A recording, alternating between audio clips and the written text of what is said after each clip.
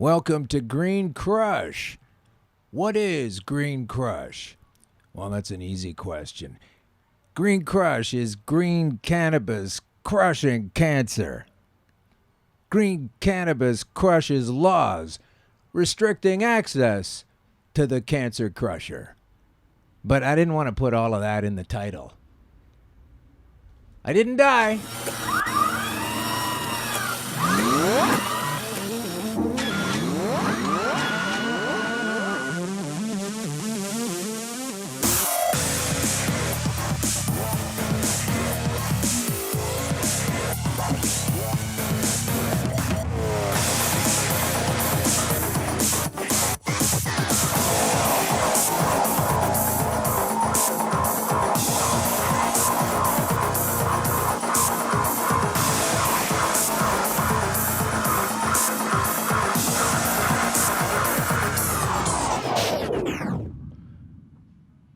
That's the theme song. Thanks to Leg Zegev. I'll have to get that correct by the end of the show. It's Zeg Legev. I hope that's right. I wrote it down, but that's not here right now. That's not the time to come back. No. Leg, Zeg. I'll get back to you. It's okay. All right, so the theme song. I just realized yesterday when I was prepping the theme song that it's, if you break down the word theme song, it's the me song, right? That makes sense, too. It's the me song. The me song is about this show. It's called The Reflection, actually, by that gentleman, I think. And it fits the show, I believe, because this is all a reflection of everything that I've been going through. And I'm happy to try to share that information to the betterment of everyone else that might be going down a dark hallway on a gurney being told it's okay when you don't really know if it is or not, and it probably isn't. So maybe you're listening to Green Crush because someone told you about the show, because someone you know or yourself has been left with a medical diagnosis that's not any kind of fun. And it's all bad news. That's what happened to me, and that's why I'm listening to all of this information that I'm now trying to synthesize into a reasonable, understandable, digestible means out of your medical problem. Now, I'm not a doctor. Proud to say, didn't go to all that school. I would have liked to have learned some kind of doctoring, I suppose, and never got around to it. Things happen in life, and the next thing you know, you're doing something else. And this show is what I'm doing because I have the passion to share what at the far end of the tunnel that I have traveled through was could have been remarkably easier and less traumatic had I access to the information that I am now trying to share with everyone who has an internet connection. And if you don't, go to the library and download something. That's what Green Crush is. That's what this is. So we are live on the air right now. Of course, it's not live when you're listening to it on a download, but that's okay. You're alive, or your friend's alive, or your mom's alive. And you got back to me to tell me thanks for helping out with that. Or you got back to me to say, hey, none of that worked. And there'll be reasons for that as well. But we are podbrodding. Is that, I'm going to use that word now, podbrodding? Or should I let's turn to Russell. Russell's the tech here at the show. You don't have to, I've got the two things. We're broadcasting and we're podcasting, and it's live right now. So are we podbrodding or broadpodding? Or is that even, because if you use podding, it's two D's, right? And it's like a brand new word maybe. Anyway, that's what we're doing. From the Pacific Junction Hotel in beautiful downtown Toronto's east side, part of the Eggplant Digital Network, Canada's leading creative content hub, with Russell, who works here at Girth Radio, where we put all of these different cool shows together. So thanks for dialing us up. I hope you can find here information that will help you the way it helped me. So if you want to get in touch with us, it's at greencrush.pod. No, sorry, God. It's at at Green Crush Pod. Maybe that's harder to say than it ought to be. It's at Green Crush Pod. All right. So here we go with the first part of the show is going to be a little biographical. I'm going to catch up a little bit. We've had a guest on the show, and we've had a few shows without, and I want to keep the thread going so you understand who I am. I said I'm not a doctor. It's true. I'm not a doctor. So why is this guy talking about medical cannabis? Oh, well, that's because I was diagnosed by a doctor with stage 4 aggressive advanced prostate cancer that had already metastasized into my bones. Ta-da! That was a pretty fun Wednesday afternoon. And at that point, I was scared. It was 2013. And in the political climate, in both who's running the country or at the helm and appearing to be running the country, this red Justin fella as opposed to the blue Steven idiot who was around before, it seems like a million years ago and just yesterday. But in 2013, when I got news that I was certainly sicker than you'd ever want to hear, that there was nowhere to go other than to wait 5 more weeks until I got to see the expert who would put the finishing touches on my prognosis. And so in the meantime, I was afraid. I was working on a television show special that I had been affiliated with for some years. And getting that diagnosis about how terrible, and then you go home and look up stage 4 cancer and how do you get back to stage 3, and they say, well, you can't do that, you're just going to, it's like you're halfway down a water slide at a theme park, and then you go, oh yeah, no, I want to go back to the top. It's not happening. So you have to go through with it. And there I was, diagnosed with this terrible thing. At least I had an answer. At least I knew what was going on after so many months of increasing agony and failing physical constitution in many regards. And so then the next day, I woke up and took my morphine like a good little boy. And I also made sure to guzzle down an 8-ounce glass of prune juice that we had obtained from the local late-night drugstore for an exorbitant price. Did you know that Canada's national drugstore chain can charge up to $6 or $7 for some prune juice? Anyway, why are you drinking prune juice, old man? It's because the more prune you take in, the easier it is to go to the bathroom. And when you start taking morphine, the more difficult it is to go to the bathroom and so to defecate, right? And I can't seem to find the balance. I don't want to be in the place where people talk about, oh, more, I can't take a shit. Oh, God, it's so hard. So I got guzzled up on the prune juice. And thankfully, my morphine journey required 0 in the way of defecational discomfort. Hey, hopefully lunch is over for most of you.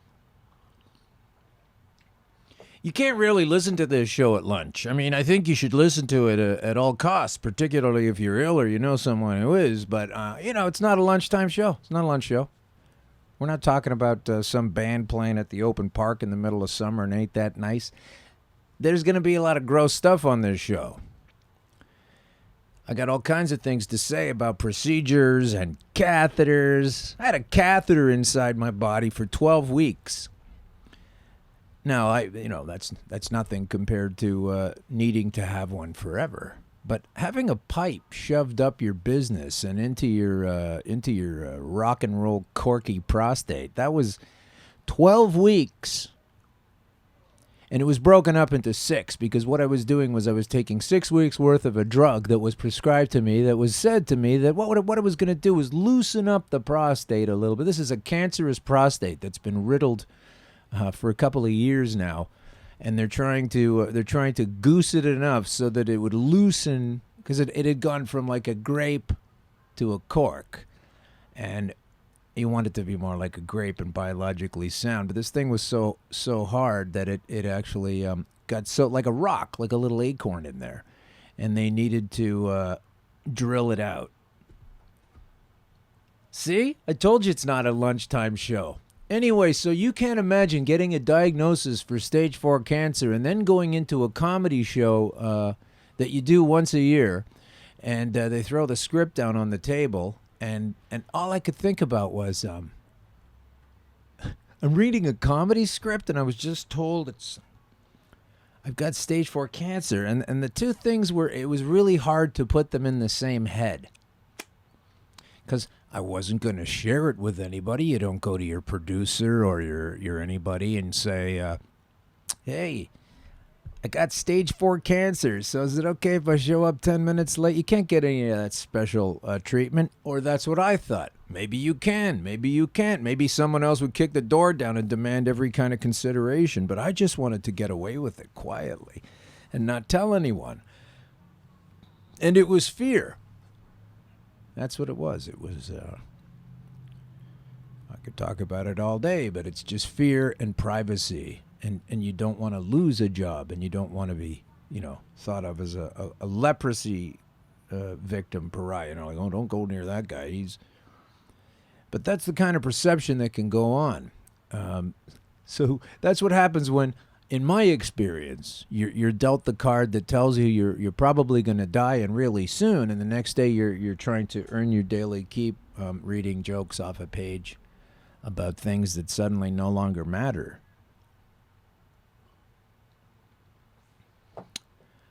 And then, getting through that period of time was one of the worst experiences of the entire journey. I was in this tunnel. My partner at the time knew what was going on, and she was very helpful, but also shocked and freaked out. Like, who wouldn't be? It just put an immediate, harsh, unexpected downturn, left turn into everything, and you're just focusing on trying to get through to the very next day. But luckily, this is when I came across the Green Crush. This is when I came across doing a little research and going really deep into a notion that I had the day that I was diagnosed, which was to find out more about the medical cannabis community and what does it mean, and the fact that I had stopped smoking cannabis several years ago recreationally for my own reasons was no longer important. And I decided to get interested in this fourth door, because that's what we're dealing with here. We're dealing with the fourth door to get to stage 5. So that's what happened to me when I had months to live. They said months to live. They said no options. So I really want to pick apart some of the critics that get on top of me right now, and I really want to have some of them on the show. So if you hate all of this and you're illegal in the judiciary or some kind of medical purveyor or what have you, I do want to speak with you, because I want to know where I'm wrong, if I'm wrong. But I know that I was told I was going to die, and I'm still here, so I'm right about that. It kind of informs a lot of my other decisions. When I get that same weird sort of feeling of comfortable knowingness and a decision to move forward on something, I was able to get those same bizarre tinklings that I first started to recognize with the cancer, in the tunnel of privacy and fear, where I told just the very minimum few people in my immediate circle of family and friends, just a few people.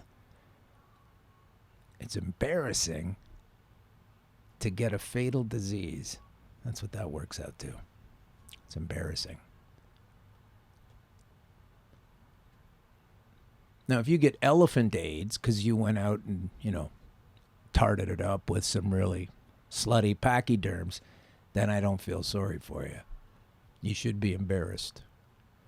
But to be embarrassed about a natural or unnatural devolvement of the cellular health is, it's no fun to do, and it's no fun, certainly no fun for me to be a comedian and do it, because I didn't want to talk about it in the moment. I wanted to get through it. I didn't want to admit that I was going to die. Especially since the green crush that I started to take just 3 days after I was diagnosed. And then 3 days later, it started to noticeably improve the pain levels in my body. I could bend and do certain things that I had previously been unable to do. And so by the time I took my 700 PSA warning score into the expert 5 weeks later, 700 PSA is ridiculously, impossibly high. And by the time I got to see this cat, it was only at 375 or 374, which is, ridiculous. And if you found out you had a 374 PSA, you'd probably be writing your final decisions in life. But it's half of 700 pretty much, and almost. And so I knew I was on the right direction. And I found that out intrinsically in my own body. It was a natural feeling like, I can't believe this, but I know that I'm actually feeling better today than I have since January. And that was exciting. And so now I take a lot of shit from people who say, I don't want to hear any of this. I want a peer-reviewed paper to tell me. Now, I don't know who's paying the peers to review the papers, but they're not all on board. But I will reference that I do have a molecular biologist here who is explaining how THC completely kills cancer cells. This is important to know because there's a lot of candy-ass kind of attitude going on with the cannabis legalization right now. Well, is there any way you can get the CBDs without the THC? Because it's immoral to change your scope of perception. Is it immoral to change? I'm having a coffee right now, and I'm having a glass of water. That changes my perception also, particularly when I'm heading down the road to dehydration. Chocolate changes your perception. Right? You person that just got dumped? Sitting on the couch with a bucket of ice cream. So let's go to the molecular biologist explaining how THC, this stuff that gets you high, stop taking it out. This show's it's basically an hour long. We go a little long every time, but it's basically about a couple of things. Look, they don't give you a lot of options. Surgery, radiation, chemotherapy, they don't give you a lot, and they didn't give me any. Because I was too far gone. That's in quotes, too far gone for treatment. Done. Stage 4. Finished. So for the critics who constantly find a way to get a hold of me and say, you're being irresponsible. You're teaching people not to listen to their doctor. That's dangerous. That's on you. To them I say, I think I know the substance you're lacking right now in your life that's leaving you with such ridiculous thought patterns as to tell me that I'm not listening to my doctor. I listened to my doctor. My doctor said, you don't have an option. So I created one. I was provided with one. I was open to one. You can say it's denial when you listen to your doctor telling you that you have stage 4 cancer. You can say that. And I'm sure that that's what I had going on there. But there was something more than that going on. And I really do feel in my scope of awareness now that that is the truth, or I would not be sitting here telling you about it. All of the data, by the way, the doctor information from the big hospitals on University Avenue in Toronto is available. So I never hesitate to tell people I was in that state and I am in this state. So we're basically talking about another option, a fourth door to get to stage 5. Which I am told does not exist, but that's what I'm calling it, because here I am. I have to be dead right now. According to mainstream medicine of the world, I have to be dead right now. And it's been a few years. But I'm not. So this is what fuels my fire to tell you that Dr. Cristina Sanchez, who is a molecular biologist at Complutense University in Madrid, Spain, explains how THC, which is the main psychoactive constituent of the cannabis plant, completely kills cancer cells. So this is from Collective Evolution, saying they published an article examining a recent case where doctors used cannabis to treat leukemia. And they have that article, and you can read other articles about how cannabis is an effective treatment and cure for cancer. I haven't met a peer to review me. Anecdotal evidence is not a negative thing. It's a good thing, because without anecdotal evidence, you don't get enough people hearing about it and thinking about it, and then you don't have people making those studies and finding out those answers. But we have a shitload of these studies, and I guess we'll have to put them up on a website or something as this little triangle builds into something that can reach more people who've been given no option and are going to go home and die and are completely convinced that this doctor who just told them they're not going to make it is correct. They're not always correct. A lot of times they're not always correct. Next week, we'll be talking about how often doctors are incorrect.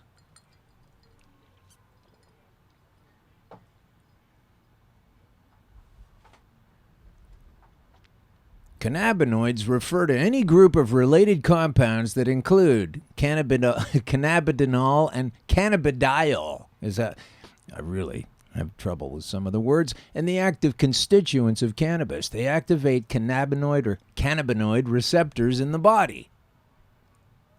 The body itself produces compounds called endocannabinoids, or cannabinoids, and they play a role in many processes within the body that help to create a healthy environment. So maybe stop thinking about curing cancer, like going after cancer and choking it out. You have to make the area where the cancer is going to live inhospitable to disease. Like if you tried to grow a plant in your garden and you didn't properly fertilize it and you didn't properly take care of it, it doesn't grow. It's not balanced well. The soil's not good. There aren't enough minerals or whatever. Well, that's you. And you need to put this plant in your body. So Dr. Cristina Sanchez, Google that with a C. Cristina Sanchez, molecular biologist, explains it. They've been proven to reduce cancer cells as they help rebuild the immune system. You know, the thing chemo's kicking at while you're lying there on the gurney. Although not every strain of cannabis has the same effect, that's true. More and more patients are seeing success in cancer reduction. Cancer reduction! And in a short period of time, by using cannabis. You'll have a cop sometime or other telling you that he knows it's bullshit, that joints could actually cure you, but that's not what we're talking about. So stop framing the argument in such a ridiculous way. It's not about joints. It's not about joints at all. It's about using a plant that's outside that you're allowed to use because you decided you're going to use it. It's about that, and it's about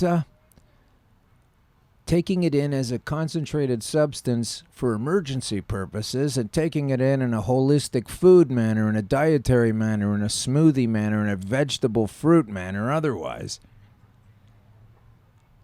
And as we said last week, a lovely politician from England was telling us all about how it's a problem that we still have laws against cannabis. And from the legislature, this gentleman actually recommended. I think we have to say to those who put up with the barbaric stupidity and cruelty of government policy to act in a way of civil disobedience. We know most of the countries in the world allow this most ancient of medicines, been used for 5,000 years in every continent in the world. It's used for medicinal purposes. But I would call on people, and I know we're not supposed to do this as members, to break the law. That's what I'm calling on. That's what I'm calling on. Maybe I could also be a United Kingdom politician in Parliament. I doubt it. To break the law. To break the law. Because the law is wrong. Because the law is getting in the way of people understanding that this is a healthful property. There's a certain band of intelligence and awareness and activity and connectivity in society. There are complete morons, and then there are geniuses, and everybody else is in between. And there are certain people in society who are so easily led that the only reason they don't try cannabis, the only reason they don't want it, and I'm talking about people that I think would be better served using it because they are horribly ill, not just anybody, but there are people that won't use it. There's a percentage of folks who won't use it or do anything illegal because it's illegal.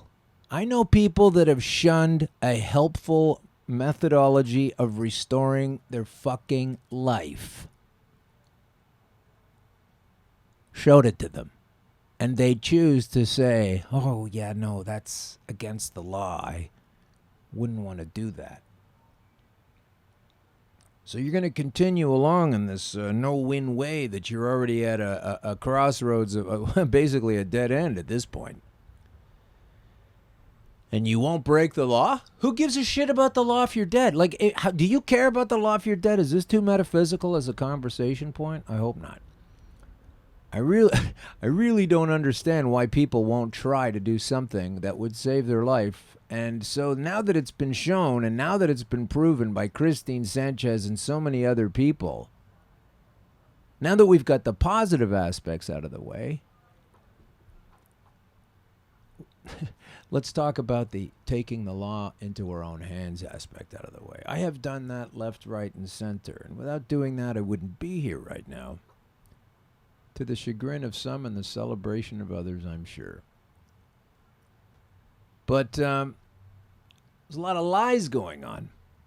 Let's get to a different segment now. I'm going to talk about something I just found out about recently, and I want to make sure that that it's not taken in the wrong way. But here we go. Let's do this one. It's called Paul Flynn. Paul Flynn. No, that's who that was. Right. Paul Flynn was the guy that I had on earlier.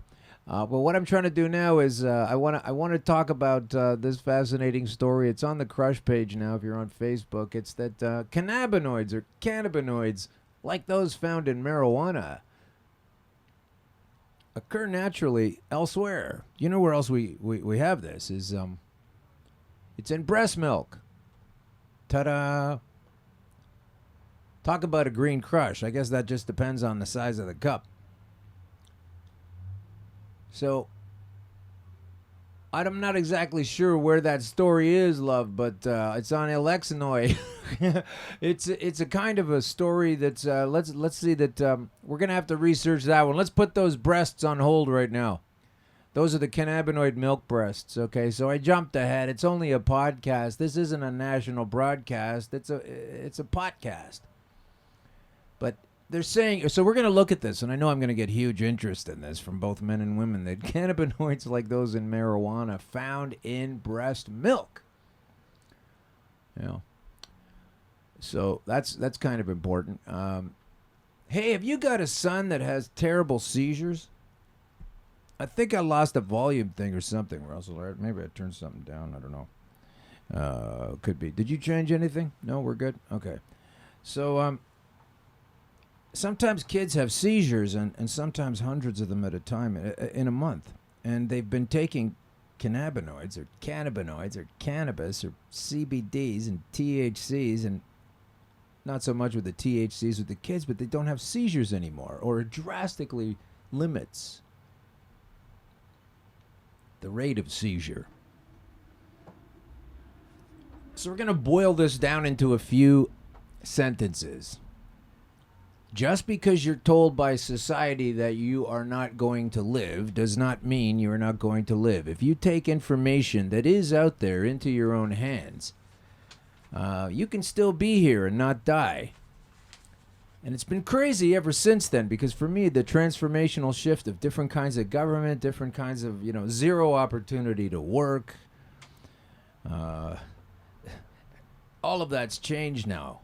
I'm very excited about getting my life back, although it's a different life. But you have to keep on top of these clowns with their laws and their bullshit. You have to get back to being able to break the law. Because the law itself is illegal.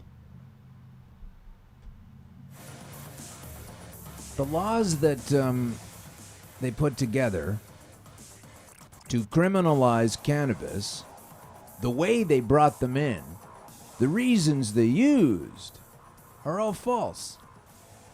It's all a lie in the first place. And I'm saying this, too, specifically the sticklers who always want to stick to the law, and they don't want to break the law, and they think it's rude, and they think it's offensive, and they think it's immoral, and they think it's disgusting. Well, they're all wrong. And they're most importantly wrong because they're trapped in a little bubble where they believe they're right. And I get to be in that bubble because I was told I was going to die, and I'm still here. Okay, so also want to throw this in. This thing gets covered almost all the time on this show, but I'm trying to make a point here. This was released in the 19th of August in 2009. And it's from cancerresearchuk.org. Cannabis chemicals stop cancer growth. Cannabis chemicals stop prostate cancer growth. Active chemicals in cannabis have been shown to halt prostate cancer cell growth, according to research published in the British Journal of Cancer. I wish my doctor had a subscription to the British Journal of Cancer so that when 4 or 5 years later I walked into his office, he'd say, hey, try this, instead of saying, hey, you're done. So that's on there. That's on there. That's always going to be on there. So let's go to the usage guidelines. Can we get... Oh, here's some good news. South Africans have just legalized cannabis for personal use. So first you've got the uptight people. There's first the, let's not use cannabis at all. Then there's the people say, okay, we'll use it, but we'll just use CBDs and we won't use the THC because that's immoral and that's dirty and that's scary. You got those people. Then you got the people actually legalizing it and understanding that it works and that these laws are over. And then those people will say, yeah, but we should have a low THC version, and we should make sure the government can tell us exactly how much we can have at any given moment. Don't believe in that. Don't believe in that. So here's this thing from btl.co.za. That's from South America itself. South Africa itself. The Western Cape High Court has just... That's funny, yeah. The Western Cape High Court has just ruled that cannabis prohibition in South Africa is unconstitutional. That's my point I was just saying. I was just saying that. I was just saying how the illegality of cancer is itself an aberration and something to be illegal. So that's where you have to set your marker down. Not on that it's illegal now, that it was illegal to be illegal in the first place. Unconstitutional. It's a fucking medicine. And it works. Works really well. And maybe it's not going to work for everybody's every single thing, and I've never said that. It's not the straw man I want to kill today. All right? So they're saying in South Africa that adults have the right to use, grow, or possess cannabis in the privacy of their homes. Wow, that's neat. You can't take it outside. But at least it's going in the right direction. The South Africans. Break the law. That's right. That's, of course, our friend from England, the Labour MP. He's the shadow secretary, the former frontbencher, but his name is Paul Flynn, saying that the Class B substance, that's how they rank it in England at the Palace of Westminster, was the only way to get through to the government, to call on people to break the law. That's coming from the government. So now there are a lot of reasons why that's not going on. There are a lot of reasons why that's not going on. And unfortunately, most of them are made out of bullshit. A lot of them involve police. I spoke last week about a woman who is she's the police chief of, Fredericton in New Brunswick, Canada. And it sounds like I'm getting farther away from my own microphone. I don't know what's going on, but as long as it sounds good over there, that's okay. This was Police Chief Leanne Fitch. And we all know what that rhymes with, huh? Brienne. Anyway, Leanne Fitch predicts higher costs for the Fredericton police when marijuana is no longer against the law. And she's got this sucky face on. Like, who cares? This is on the cbc.ca website. And I talked about this on the previous show, so I won't spend too much time. But these police are whining about how it's going to cost more money. They're going to need more money. It shouldn't be like that. This is like tipping a table, one way to the other, and then the ball bearing rolls up instead of the other way down. The artificial creation of bullshit laws around police, like we're supposed to mollycoddle them. Like, oh, it's going to cost the police more money to do that? Oh, okay, never mind then. That's okay. We won't use any of this healthful substance to cure our fucking cancer. Like, Leanne Fitch and all of the other police and the police chiefs in this country complaining about the costs going up and that they're going to need more money, etc. It's not really, I don't think it's true on the first hand that they shouldn't need it. It doesn't make sense that they need it. But people actually believe this stuff. The folks that understand that's illegal won't use it. So they're just below the level. And then once they make the change, then a lot of those people who didn't want to use it because it was illegal will say, and this is incredible to me, but they'll say, well, it's legal now. I'll try it now. And so good for them, and I hope it saves them. But this Leanne Fitch here, she is, she's really upset about it, so I thought I'd spend a little time looking at Leanne Fitch, right? And what you have with Leanne Fitch is that she herself has a lot of questions about the legality and the ethics and all of that stuff. And so I thought, get off that case, Officer Fitch. Because she has a lot of things going on in her own. She's had investigations going on against her conduct within the confines of her job.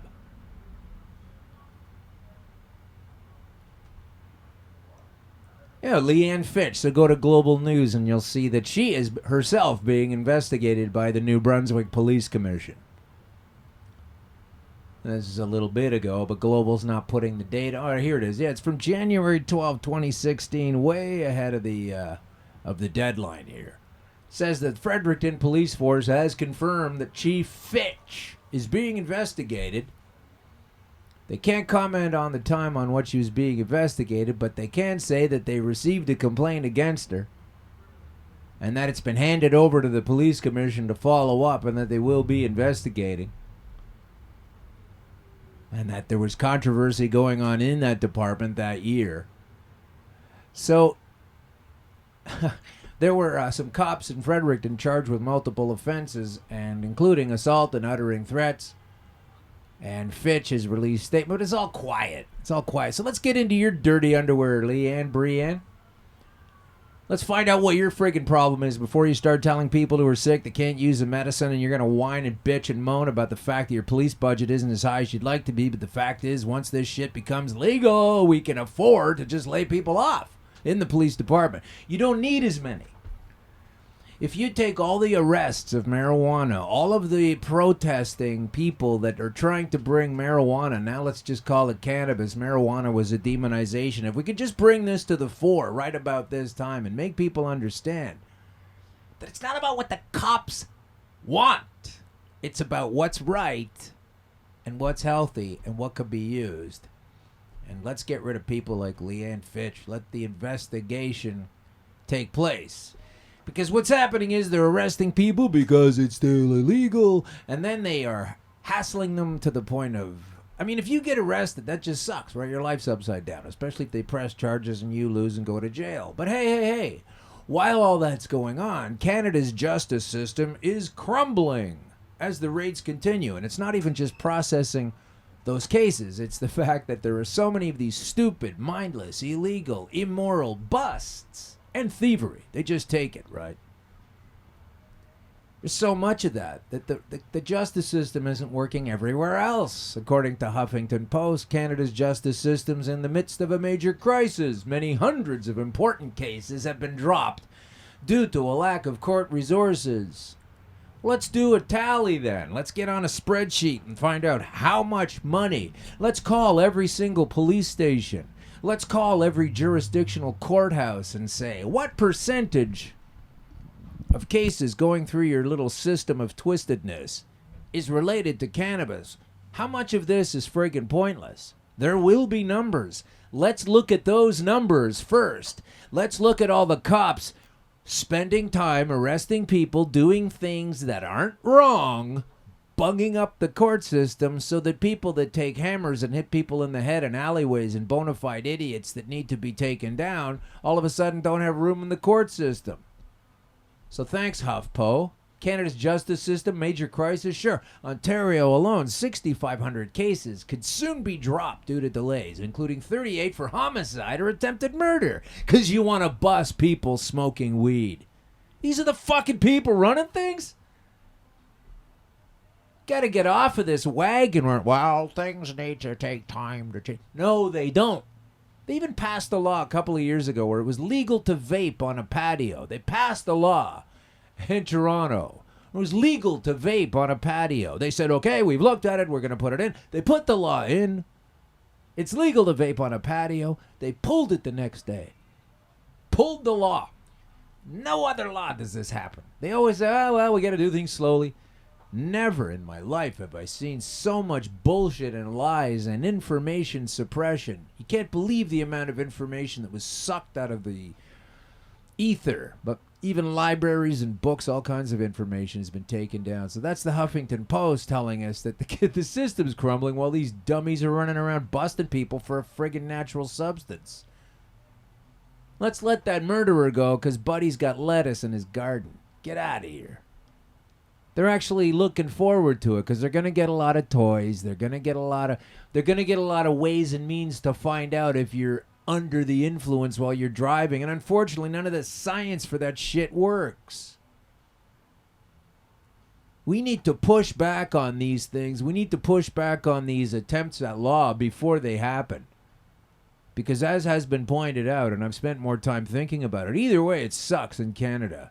They make it legal. This bundle of shit pile of laws they've got going through are going to be nothing but problematic. We're going to be changing them left, right, and center. And then they'll say, oh, we can't change it now. We just brought it in.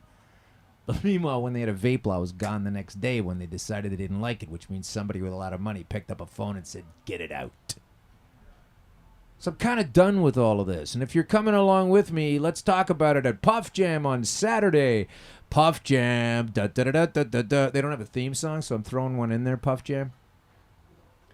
Puff Jam's in Burlington on Saturday, and I just wonder if you've ever understood being in an environment with people that are completely relaxed and aware of the medicinal purposes of the substance itself, and find out ways to deliver it to your body that are more intense or less intense, and just learn more about this particular substance that's amazing. Because we're going to bring it in. And I know in the Maritimes, one of the cops there, Leanne Fitch, she's really upset about all of this kind of thing happening. I say take it a little closer to home. New Brunswick police officer. Ask your Nova Scotia, right next door, RCMP officer who's been accused of stealing and trafficking cocaine. That's right, a cop trafficking cocaine. Staff sergeant. Charged with drug trafficking, an investigation into a theft of cocaine.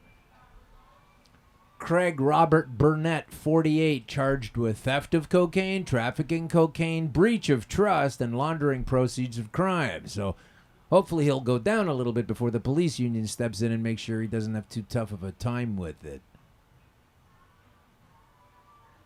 These are the people wagging the laws around. This guy's busted people for cannabis. I guarantee it. This punk, Craig Robert Burnett. I will guarantee you that motherfucker has busted people for weed. I always said if you really want to get great weed, what you got to do is bust into a police station and find your way down to the storage locker. But if they just made a bust a couple of days ago, you better hurry because it's probably not going to be there. All of this is going on under the nose of our Prime Minister, sexy Justin Trudeau, on the cover of the Rolling Stone. And all these dumb people thinking he's a fantastic guy. Or people that just haven't peeled back enough of the layers. It's not that they're dumb, they're falling to the propaganda of this idiot Trudeau, the genius, who followed through on Stephen Harper's helpful ways, a previous conservative prime minister that Trudeau went against, set up business with the Saudi Arabian Empire to sell the military equipment. Then people that didn't want them to sell military equipment to folks that abuse rights as so oppressively as they do in Saudi Arabia were saying, don't sell that to them. But General Dynamics of London that makes war machines in Canada wanted to make some money. And it's jobs, jobs, jobs. So off they sold this military equipment to Saudi Arabia despite my protests and the protests of, I'm sure, millions of other people realizing what you're trying to do is you're trying to have Canadian jobs in a military hardware purveyor company so that we can make money here in Canada. And people we were saying, what the fuck? You're giving bad guys weapons. Why are you doing this? So now it turns out in the Globe and Mail, August 7th, that the Trudeau government registers concern with Saudi Arabia over apparent armored vehicle use. You sold them the armored vehicles. Of course they're going to use them. We knew there were human rights violations in Saudi Arabia. We knew they were probably going to use them in the commission of the cutting off of heads at a rate far above ISIS, which is another consideration. Yeah, no one gives a shit about cars that beep, right, anymore. That's over now, right? Hey, someone's trying to steal the car. No one cares about that anymore. But I sent a tweet here to the minister of, what's her name? Chrystia Freeland. She's a foreign minister of some sort. I can't even remember her portfolio. Doesn't matter. She didn't listen. Trudeau government has reached out to Saudi Arabia and Western allies to register unease over Riyadh's apparent use of Canadian armored vehicles against its own citizens. Foreign Affairs Minister Chrystia Freeland said, "We've expressed our concerns to the Kingdom of Saudi Arabia," she said. I expressed my concerns to you before you sold the fucking equipment. Anyway, this isn't a show necessarily all about foreign military situations, but we have contributed to the demise and the death of so many people in Saudi Arabia right now. You can't believe how many kids, children are dead in Yemen right now with our assistance, the assistance of the West and Canada. And yet these punks are going to tell me that they're all concerned about the children and the availability of cannabis. Well, don't worry about it. You guys will dream up a little segment I want to call, this is Turn the Page, Politicians Against Green Everywhere. So they have come up with Canada's lower risk cannabis use guidelines. Let's get to that right now. Is that okay? Can we do that? Let's do that. We have time for that. We have time for some guidelines. There's always time for guidelines. All right. Oh, I see what it is. My mic was coming down. It was coming down. I was touching some kind of button over here, Russell, so maybe the whole show's a little bit quieter than, I don't know. All right. Okay, here we go. This is your taxpayer dollars at work. These are available everywhere now. Canada's lower risk cannabis use guidelines, brought to you by the fine purveyors of misinformation at the Canadian Research Initiative in Substance Misuse and CAMH. That's the Center for Addiction and Mental Health here in Canada. So here's the flyer. We won't have time to do the whole thing, but you should download this thing. It's called the LRCUG. LRCUG. Here's the first friggin' thing they have on this flyer. This informational bulletin.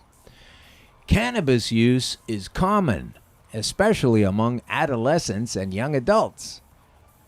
Okay, this completely marginalizes everybody I know who has been using it since the 60s and is still doing fantastically well over the last 50 years. So that's fake. Let's just drop this right into media mulch. This isn't Turn the Page. This is media mulch. This is expensive media. We paid for it, but hey. There are well-documented risks from cannabis use to both immediate and long-term health. Okay, what are those? Okay, here we go. The main risks include cognitive, psychomotor, and memory impairments, hallucinations, and impaired perception. Impaired driving and injuries, including fatalities, mental health problems, including psychosis, dependence, pulmonary bronchial problems, and reproductive problems. Okay, well, here's why a lot of that is... Here's what's wrong with that right out of the top. The main risks include cognitive, psychomotor, and memory impairments. Now, do they have that sign hanging underneath the liquor store? I'm not sure. Impairments of the memory, hallucinations, impaired perception. And when they say impaired perception, what they mean is you're not actually doing what we want you to do, and you're looking at things differently than we'd like to look at them. But worst of all, you're kind of depending on this thing in a mental health problem kind of way. Well, yeah. I know that I do depend on it in a way. I depend on it. I do depend on it. I depend on it daily, and I depend on it because it's a plant, and I also depend on salads and beans and corn and other shit like that that grows in the ground that's meant for our benefits. But I will admit that it's difficult for me sometimes to get motivated and to get going, particularly on agenda of what looks like false narratives and bogus missions, such as like chasing around pieces of paper at an ever-escalating rate to pay down a debt that'll never get paid off. So sometimes I do need a little kick to get started. I might have trouble concentrating on things at times, and I do find that it helps me zone in better. Okay? Sometimes I don't want to hear music or listen to things or work on things that I used to enjoy, and I find that it does help me to shake some feelings of sometimes feeling very alone in the world or all the different things that you have to ponder. Sometimes you can feel a little less than comfortable, and cannabis use will help that. And this is amazing that it's considered to be an immoral use of cannabis to take down what effectively are also symptoms that people who use properly prescribed drugs such as antidepressants and anti-anxiety drugs. Hey, you ever have a tough time sleeping? So if I use cannabis to help me get to sleep, which it does a fantastic job of, by the way, which is where you do heal, do most of your healing, it's a problem. I'm using it as a crutch, am I? Well, how about the mood swings that people go through? I've been through those. I've had a lot of times with the anger And that has gone back through since I was a young child. But I find that this very much mitigates any kind of anger. It just puts things in an obvious sense. It changes your perception. This is what they mean when they... I'm sure this is what they mean when they say impaired perception. It means, hey, you're not buying our bullshit right now. Hey, you think the emperor is naked right now. To those who put up with the barbaric stupidity and cruelty of government policy to act in a way of civil disobedience. We know most of the countries in the world allow this most ancient of medicines, been used for 5,000 years in every continent in the world. It's used for medicinal purposes. And that's all I'm talking about right now. Right now, I'm just talking about medicinal purposes because those elements that I just described to you, the different problems that I have and many people have sometimes, it's called PTSD. So if I could give you a non-toxic, non-addictive medication for PTSD, you're going to tell me that I'm an irresponsible son of a bitch and I'm giving false hope? Well, you're free to have that thought. Maybe go have it somewhere else. So the number one recommendation from the LRCUG, the guidelines for usage of marijuana, recommendation number one, abstinence. The most effective way to avoid any risks of cannabis use is to abstain from use. What the fuck? And the most effective way to get rid of a headache is decapitation. Those who decide to use need to recognize that they incur the risks of a variety of acute and or long-term adverse health and social outcomes. Is any of this printed on the side of prescription pill bottles, by the way? I was just wondering. These risks will vary in their likelihood and severity with user characteristics. You know, the way somebody who likes to drink sometimes gets a little crazy and punchy and nuts. And somebody else that drinks the same amount likes to fall asleep and is so easygoing, it's unbelievable. Yeah, so everything's different. Everything affects people differently. But your number one recommendation is abstinence. So you haven't done your fucking homework, and I don't really feel like reading the rest of this stupid thing, but I'm going to.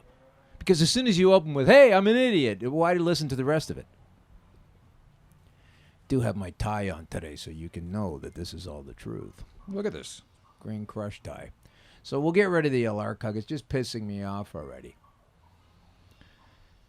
A lot of people are against it anyway. According to the publicdiscourse.com, 4 states in the District of Columbia have lifted their prohibitions on recreational marijuana. Recreational now, we're back to. And but these folks say that we shouldn't be doing this. They say it's a psychoactive substance, you know, like coffee, introduced into the body for purpose of affecting how one feels.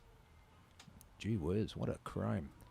The spectrum of psychoactive substances ranges from all kinds of things. Oh, here they're mentioning the coffee and the tea now.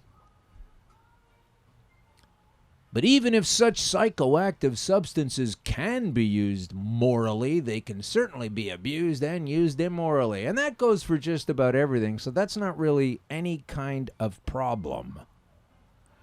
That's just mental control. So now let's get a little more normal on the broadcast, and we're going to talk about sports now. Hey, who's a football fan? Like a little football? How about some NFL? Maybe your kid is in... I played football. I played a year of that in high school. That was fun. And, of course, I live in Canada, so there wasn't really an option to develop too much as a football player.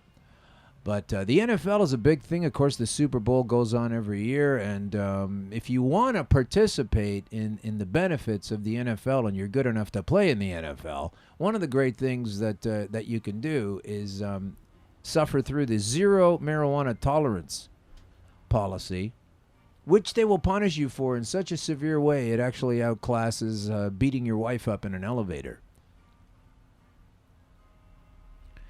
But here we go to the sports. This is from truthout.org. The NFL's receiving critical media attention for its failure to follow through with a promised commitment to advance scientific knowledge about the link between football and brain trauma. In 2012, the NFL promised $30 million to the National Institute of Health to help fund medical research related to the effects of football and concussions on mental health, but recent reporting suggests the NFL only followed through with less than half of those funds while ensuring that the money could not be used to fund a Boston University study on brain trauma and football, despite the gift supposedly coming with no strings attached. In the House of Representatives, an investigation from the Committee on Energy and Commerce concluded the NFL acted improperly in attempting to influence the outcome of the grant funding process. But the problem is with these guys, you're banging your head around forever, and then you get this brain disease that it starts to shrink and turn into a cork. And it turns out that marijuana medical use has been shown to do wonderful things for CTE, that disease where you've bashed your brains in.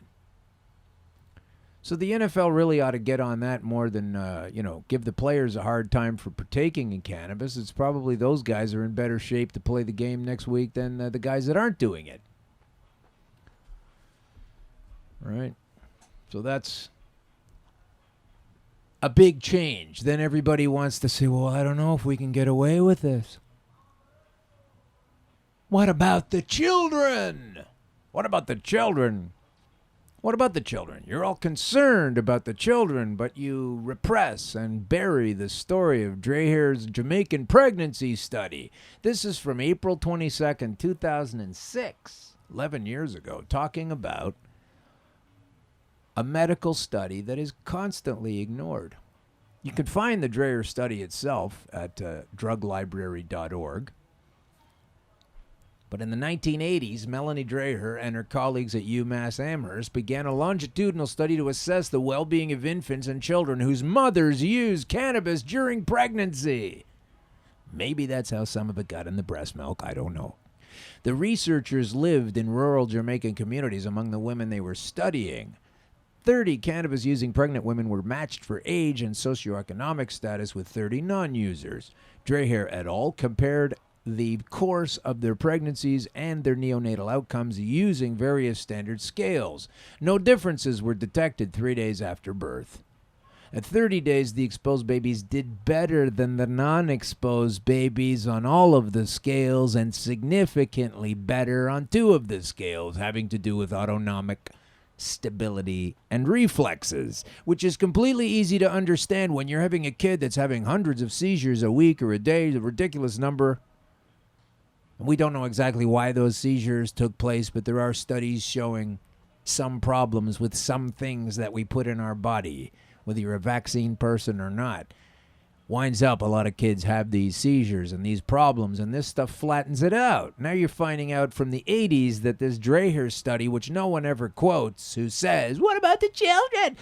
This study shows on the formation of the brain in vitro in the first place, when the kid comes out. So they're actually doing better later on in some aspects.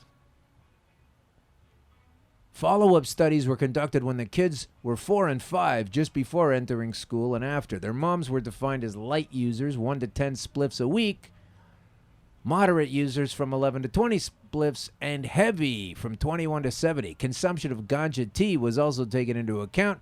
Then they measured them at age 4 using 3 sets of criteria, measuring verbal ability, perceptivity, quantitative skills, memory and motor, and a behavioral style scale measuring temperament based on a 72-item questionnaire, finding no differences at all. It goes on like that. It gets better. They stayed with these kids for years and years. The Dreher study, look that up.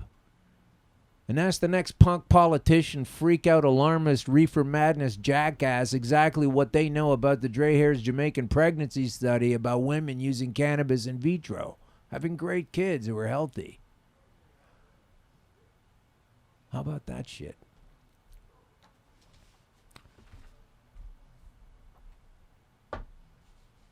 Just going to wrap it up here, folks, pretty soon. Getting kind of tired of trying to explain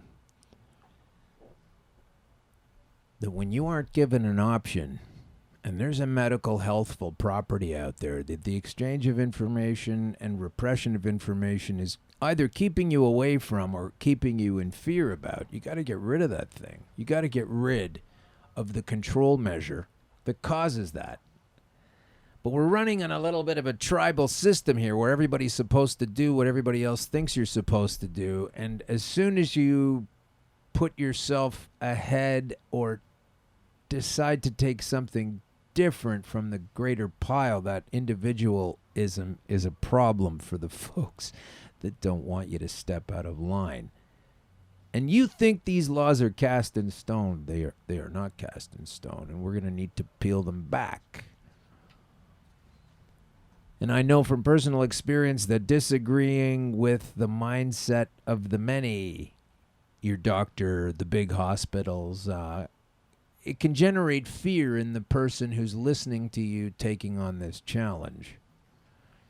And they just want you to do the regular things and stay on the regular points. Specifically chemo, and don't, say too many things out of line, and make sure you understand that that gentleman's gone to school for years. And I get all that, and I don't disrespect the information that they've pulled in. I disrespect the information they're deliberately choosing to ignore. Not the information itself, but the repression of that information. It's no good. It needs to stop. And before we go, I would like to invite you to come to Puff Jam on Saturday, August, 12th, Russell? Yeah. It's also happening on Friday evening, but it's on Puff Jam. Let me see if I can find the actual thing before we get going. I'm going to tell you all about it. This is something that's been going on for 4 years now. And it's an annual event, 2 or 3 days at a time, every summer. It's going to be a great weekend, let's hope. And Puff Jam is in Burlington, Ontario. And there are people there that understand what this stuff can actually do for you. And everybody gets it there. So you just feel like you don't have to fight. You don't have to defend yourself for something that works just fantastic. It's a 2-day family gathering with music, comedy, and camping, and it's just outside of Burlington, Ontario this year. We've got a stage. It's off-grid. There are solar power, live music, late-night comedy, acoustic jams, a green market, vendors, children's activities, and more. It's a fun event. Anybody having a good time? If you're interested, send an email to puffmama@gmail.com. puffmama@gmail.com. A lot of great bands are going to be there. Lo-Fi, Road Waves, Dan Walsh is going to be there. And it's $20, $30 or $40, depending how long you're going to be there. But just go on Facebook and punch in Puff Jam, and there it is. So, folks, that is going to bring Green Crush to close this week. Remember, it's all about exercising your autonomy. It's all about finding the real information. It's all about not putting up with being told you can't do something by a made-up construct that doesn't really need to be there.